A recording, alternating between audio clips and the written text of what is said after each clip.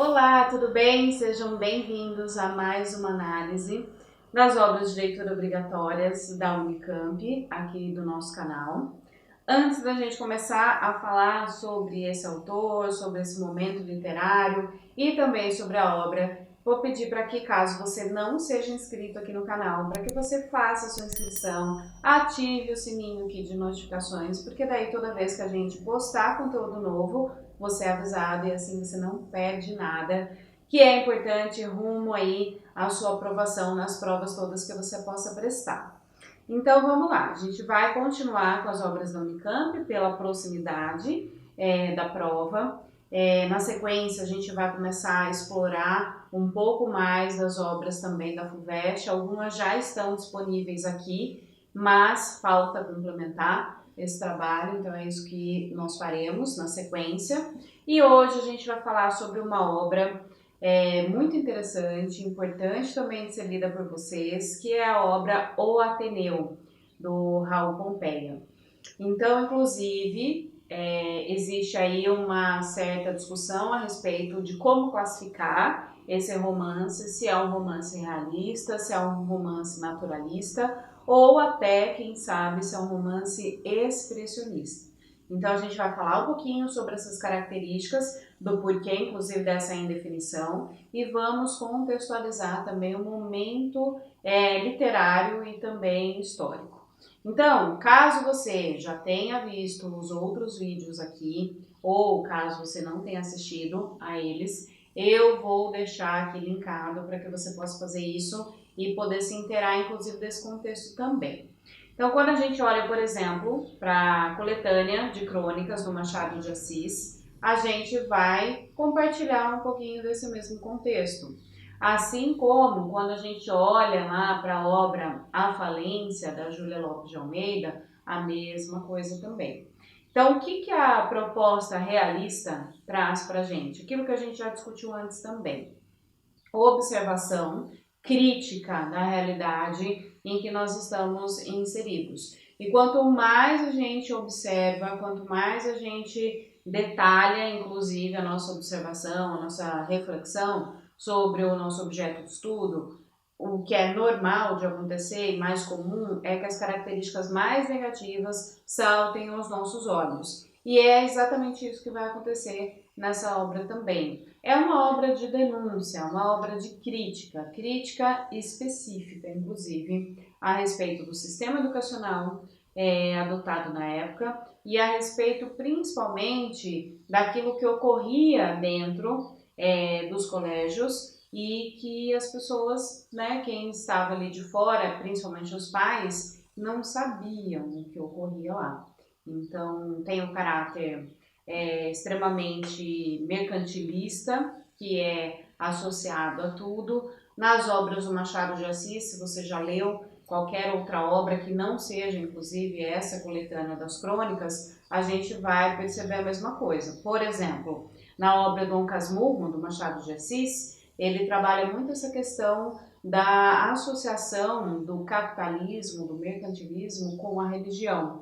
E aqui nessa obra, o Ateneu, a gente tem isso a respeito da educação, especificamente. Então é bem interessante, por isso que eu falei que é importante de ser lida essa obra. Não acredito que as pessoas tenham dificuldade em realizar tal leitura, embora a gente tenha aquelas características bem clássicas também, realistas. Por exemplo, descrição, adjetivação exagerada, que inclusive é uma característica do próprio autor também, capítulos longos, não é comum do Machado de Assis capítulos longos, porque ele adotou sempre aqueles capítulos mais curtos, mas nos seus romances, aqui a gente vai encontrar uma característica muito comum ao próprio realismo, essa amplitude aí dos capítulos em virtude das descrições. Essas descrições elas são importantes porque elas são o fruto dessa observação mais detalhada e são também a possibilidade de fazer com que nós, leitores, o interlocutor então do autor, faça a mesma coisa que ele está sugerindo, de fazer essa observação mais detalhada, mais demorada, né? Então, de acordo com essas características de crítica, de denúncia, dessa adjetivação, dessa descrição detalhada, de observação da realidade, o contexto em que nós estamos inseridos, inclusive do momento histórico também, porque é o Brasil imperial, a gente classificaria simplesmente como uma obra realista.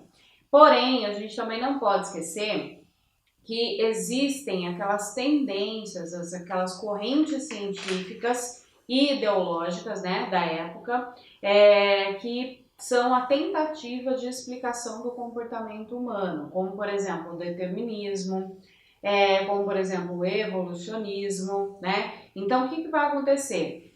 Quando a gente estuda sobre o realismo, a gente verifica que essas teorias são a base da proposta realista, porém elas não vão aparecer nos romances propriamente ditos. Agora, já na proposta naturalista, a gente tem a tentativa de comprovação, né, de todas essas teorias científicas em voga na época. E, inclusive, é comum a gente chamar esses romances naturalistas de romances de laboratório. Então, nessa obra O Ateneu, a gente tem o equilíbrio entre as duas coisas. Tanto a questão de não se prestar a esse papel, a esse serviço de comprovação das teorias científicas, quanto também de trazer essas teorias, de mostrar, por exemplo, a irracionalidade do ser humano. Então, em alguns momentos, por exemplo, os alunos do internato, né, do Ateneu, eles são descritos para a gente com um comportamento bestial até, um comportamento animalizado. Então, esse distanciamento da racionalidade, a aproximação com aquilo que é instinto, com aquilo que é primitivo, é muito típico do naturalismo também.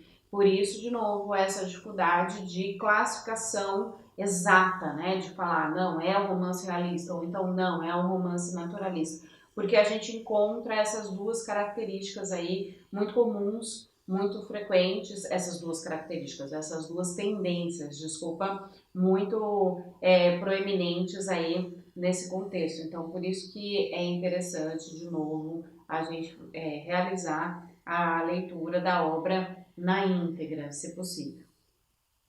Outros aspectos que vão aproximar, então, o romance do naturalismo estão relacionados ao comportamento mesmo humano. Então, por exemplo, o fato da gente ter a apreciação, vamos dizer assim, né, ou a trazida à tona da homossexualidade.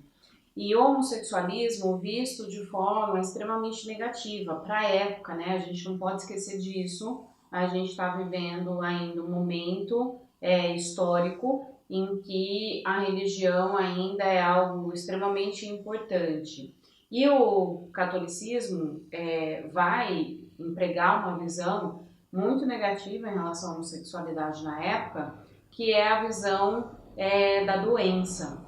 E por consequência, toda a sociedade compra essa ideia, assim como as correntes científicas também, datadas da mesma época.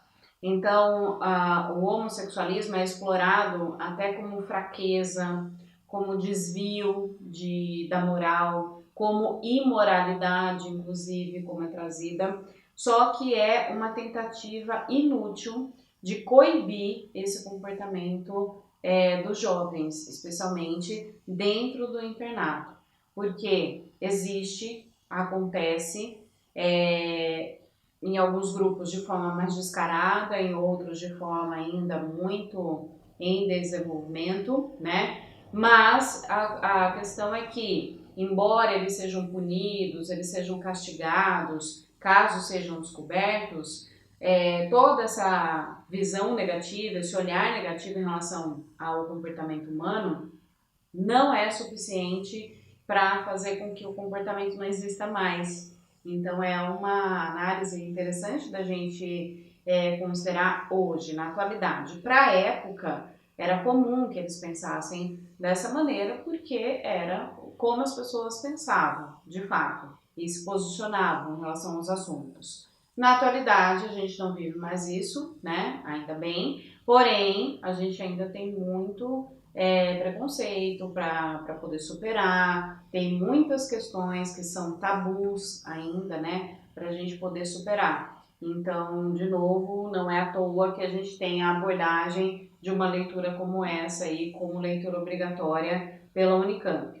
Tem a questão da psicanálise, mas não de forma tão individualista, né? Isso sai da questão interior, da questão íntima, e vai ser projetado nessa questão da educação. Então, como todo esse processo educacional, e principalmente aquilo que os meninos passam dentro dos internatos na época, marcam a vida deles. E às vezes, inclusive, de forma permanente, de maneira que aquilo que é provocado neles não pode ser corrigido, não pode ser melhorado ao longo de suas vidas. E é interessante também que esse vídeo está indo ao ar no dia 21 de outubro de 2021. E no dia 20 de outubro, ou seja, ontem, nós tivemos o Dia Nacional contra a Prática do Bullying. E uma das questões mais exploradas pela obra é justamente o bullying. Como esses meninos que eram levados, né, para escolas, para os internatos, que teriam a pretensão, então, de formar bons cidadãos, pessoas corretas, pessoas de bem, pessoas com uma boa formação também intelectual, isso é importante, e quando na verdade não era nada disso que acontecia. Porque como eles estavam confinados e como as medidas de controle, vamos dizer assim, não eram muito úteis, porque eram baseadas apenas na punição e não na educação, na formação de fato, eles praticavam as piores coisas uns contra os outros. Então, más ações, como por exemplo, os conflitos físicos entre eles, os abusos psicológicos entre eles, isso é uma questão importante. O próprio fato do nosso narrador, protagonista, que a gente não falou ainda dele, né, que é o Sérgio, não conseguir estabelecer relações de amizade verdadeiras, amizades sinceras, olha aí uma pontinha de realismo. Ou seja, ele se associa com os seus amigos, entre aspas, só por uma relação de interesse. Isso tanto tem um aspecto naturalista sendo explorado, quanto o aspecto realista também, que prevê justamente essa situação de relacionamento por interesse, para atendimento das conveniências sociais. Então, o Sérgio, ora se associa para a obtenção de boas notas, para que os amigos dele possam ajudá-lo ali nas notas, nos estudos, ou ele se associa para garantir uma proteção física mesmo. Por quê? Porque ele entra no Ateneu aos 11 anos de idade e tudo que é novidade, a gente sabe que dentro de determinados grupos passa a ser o foco das atenções, de fato. E foi exatamente o que aconteceu. Então, para ele tentar se colocar numa situação segura, que ele considerava como segura, ele ia se associando com meninos diferentes. E a partir do momento que ele via que essa associação não era mais produtiva, não era mais interessante, ou até colocava ele em risco maior, como é o que aconteceu com o Sanches, por exemplo, de abuso, né, de tentativa de abuso sexual dele, do Sanches em relação ao Sérgio, ele se afastava. Só que a cada afastamento produzia também uma contrapartida negativa para ele. Então, essas relações dentro do internato eram relações muito difíceis, muito conflituosas, baseadas na violência, tanto física quanto psicológica, que é o que a gente chama de bullying hoje, e também a questão da violência sexual, a questão do abuso sexual, tanto por parte daqueles que queriam realmente um relacionamento homossexual, quanto por parte daqueles que, sabendo da homossexualidade de uns ou de outros, taxavam, né, essa homossexualidade como fraqueza, porque era o reflexo daquilo que a sociedade tinha. Tanto é que uma das normas era justamente essa, a punição para esse tipo de imoralidade. Porém, como eu disse antes, embora a punição ocorresse, isso não coibia o comportamento dos internos. Uma característica interessante associada ao realismo é o fato da gente ter a ironia muito presente também. Tanto é assim que o nosso narrador, protagonista, então Sérgio, diz que são as crônicas de saudades. Só que essas saudades, elas são então uma ironia, né? Porque ninguém vai ser saudoso de todo esse inferno vivido durante quase 2 anos em que ele foi então interno do colégio o Ateneu.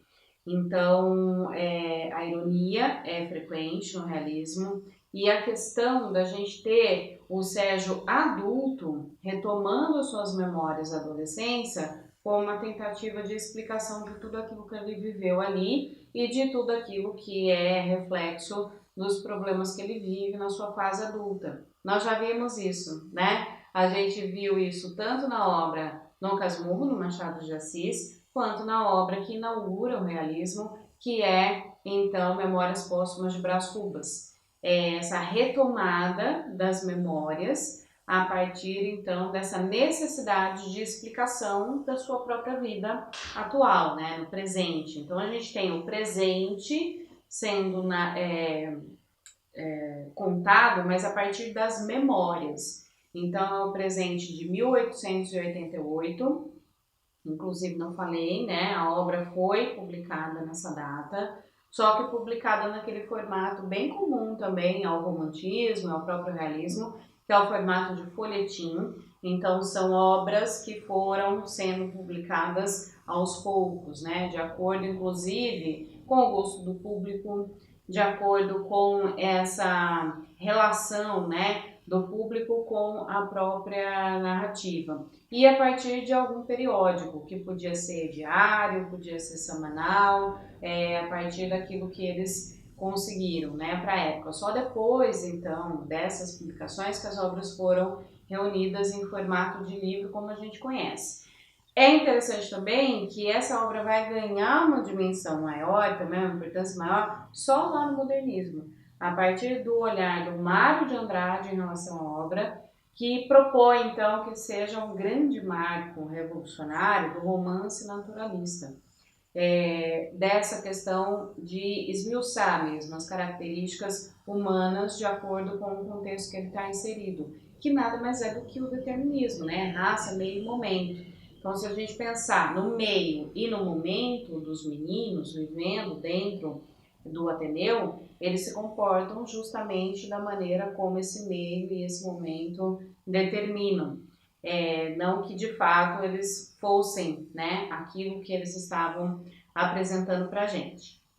A gente tem a questão também sendo explorada pela obra, além dessa questão comportamental, né, que eu falei, dessa associação, então, da educação com o mundo das aparências. Toda a nossa sociedade da época e ainda hoje vivia sob essa questão aí da gente parecer melhor do que nós realmente somos. Tanto é assim que na época o Ateneu, então, foi narrado, né, pra gente, pela figura do Sérgio, como um sonho de consumo das famílias mais abastadas. Porque a propaganda que se fazia e o próprio Aristarco, que era então proprietário, diretor do colégio, era uma propaganda muito positiva, de que realmente os alunos que saíssem de lá seriam então as melhores pessoas, tanto em termos intelectuais quanto em termos comportamentais.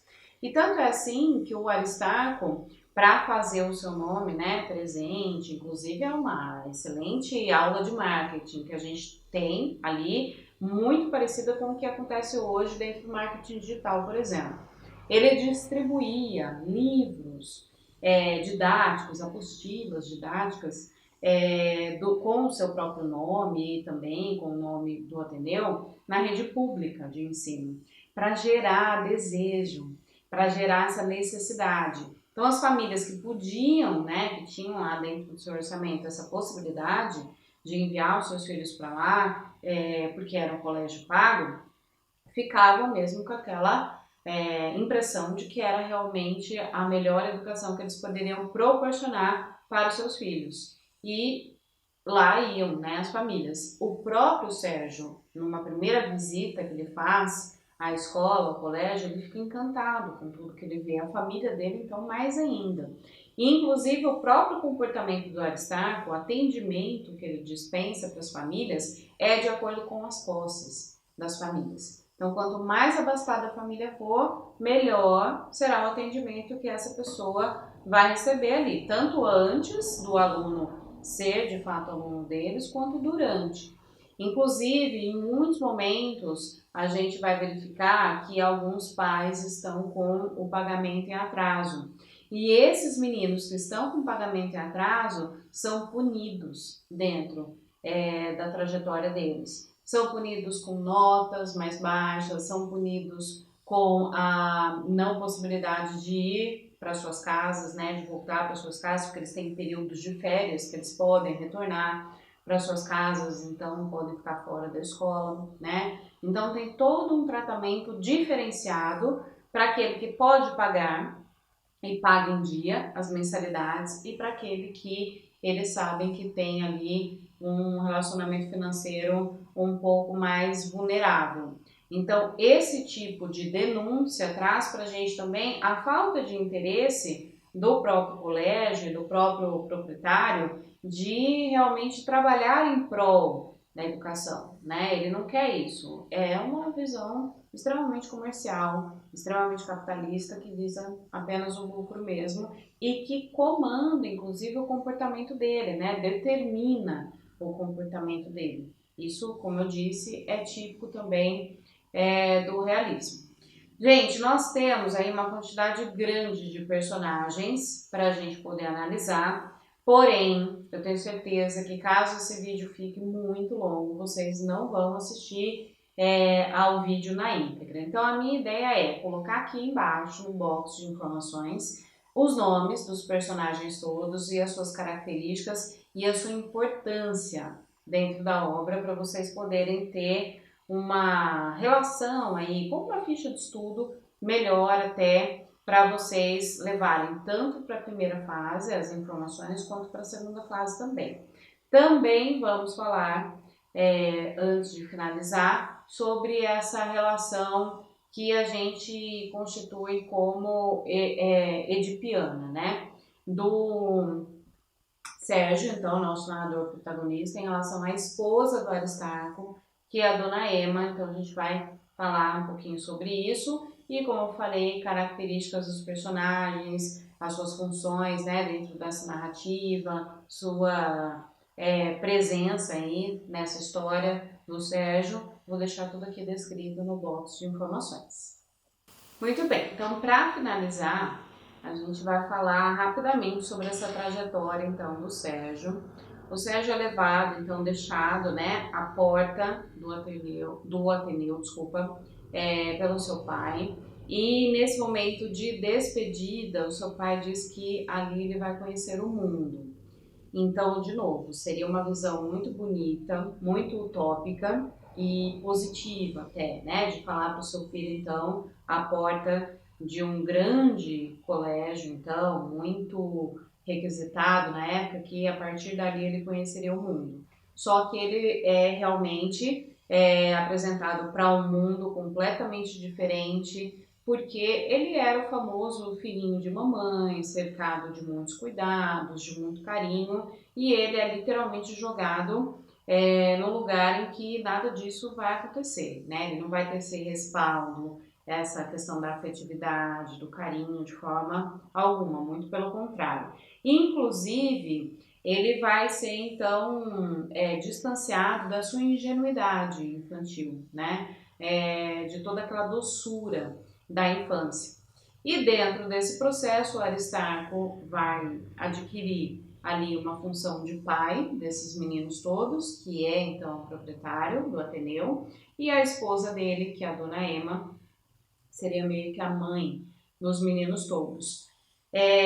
Aristarco e dona Emma moram nos fundos, numa propriedade que dá de fundos para o Ateneu, então a relação deles é de muita proximidade e inclusive de compartilhamento em alguns momentos dos empregados. Os empregados da casa transitam ali no colégio, e a gente tem inclusive a figura de uma empregada da Dona Ema, que é a Ângela.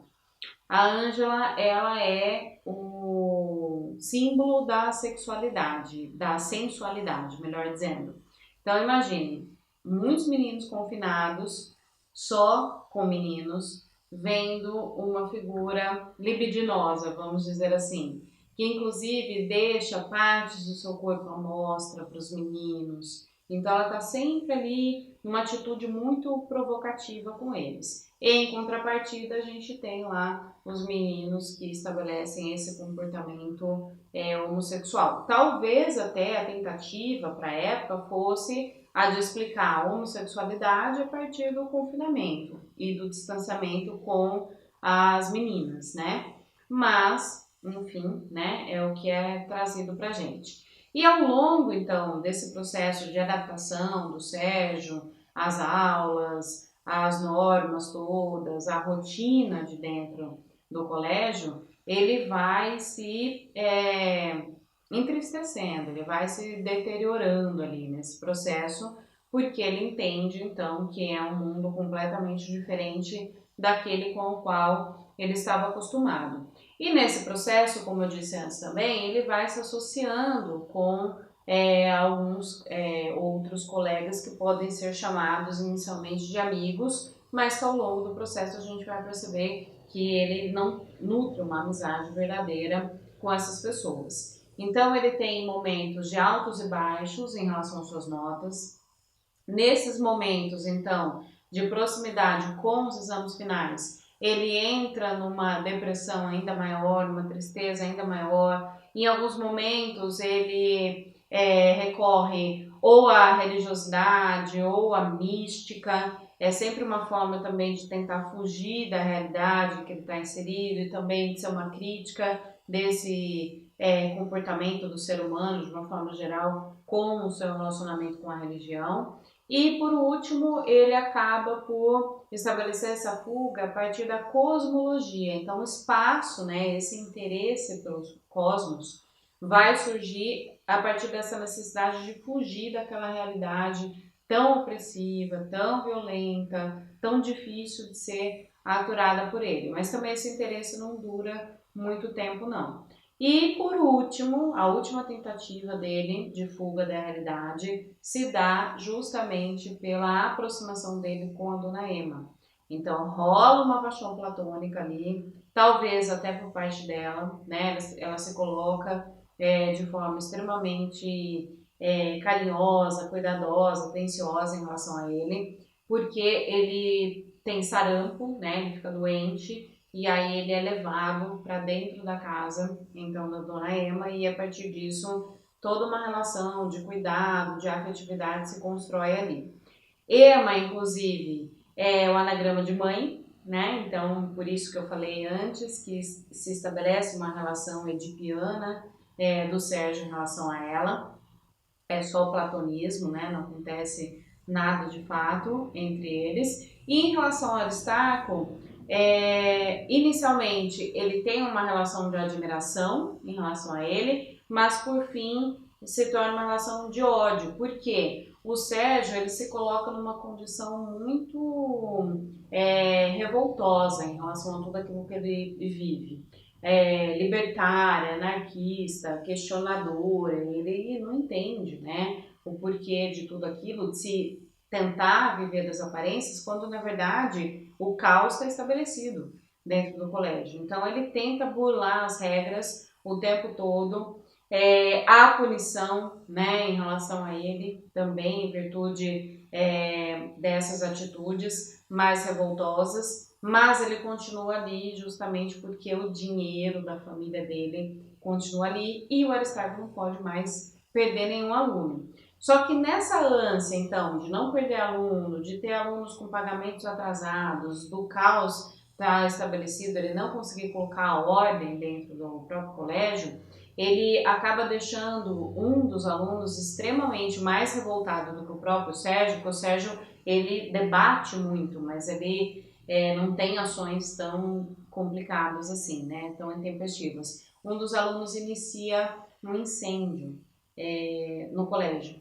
Então, a situação sai tanto do controle, em virtude dessa tentativa de viver de aparência e tudo mais, que essa falta de controle vai ser trazida para a gente, né, expressa a partir desse incêndio, que queima, então, boa parte do colégio, quase que atinge a propriedade deles também, né, do Aristarco e da Emma. Então, como eu falei, não são memórias agradáveis, não são saudosas. Então esse romance, né, que vai ser um romance de denúncia, vai ser um romance de confissão, vai ser um romance de tentativa, né, de atar aí as duas pontas da vida, não é também algo bonito, algo agradável de ser dito, porque o próprio momento literário não promove esse tipo de atividade, né? Porque a crítica está presente, a crítica em relação ao comportamento social, inclusive, e essa questão naturalista faz emergir o comportamento mais irracional do ser humano, né?